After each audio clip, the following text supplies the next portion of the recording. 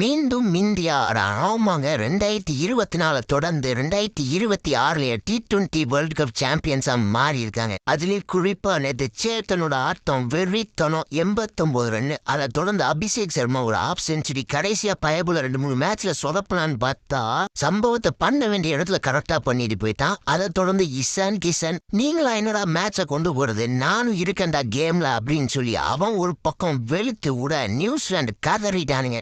Allrounder ஆடிச்சாமி 8 பால்ல 26 run. Strike அவன் பக்கமே தக்க வச்சு 6-4 சொல்லி கடைசி ஓவர்ல வெளுத்து விட்டுட்டான். அப்படியே பவுலிங் சைடு வந்தீங்கன்னா நல்ல ஒரு எக்கனாமில நம்ம அக்சர் பட்டேல் 3 விக்கெட் எடுத்திருந்தாரு. அதுக்கப்புறம் ஜஸ்பிரீத் பும்ரா தலைவனை பத்தி சொல்ல வாங்க வேணும், 4 விக்கெட் சும்மா நறுக்குன்னு எடுத்துட்டான். இப்ப அப்படியே நியூசிலாந்து பக்கம் வந்தா டிம் சைஃபர் தரமான ஒரு ஆஃப் செஞ்சுரி வெளுத்து விட்டு இருந்தாரு. ஒன் மேன் ஷோ தான். அதை தொடர்ந்து மிச்சல் சாண்ட் தான் ஒரு 43 ரன் அடிச்சிருந்தாரு. பவுலிங்ல பெருசா அந்த அளவுக்கு யாருமே சொல்லிக்கிற அளவுக்கு இல்ல. ஜேம்ஸ் நீசன் மட்டும் 3 விக்கெட் எடுத்திருந்தாரு. நேத்து மேட்சை இந்தியா வின் பண்ணிட்டாங்க. நீங்க நேற்று மேட்ச் பாத்தீங்க, கமால சுட்டு இந்த லைக் அண்ட் சப்ஸ்கிரைப் பண்ணுங்க.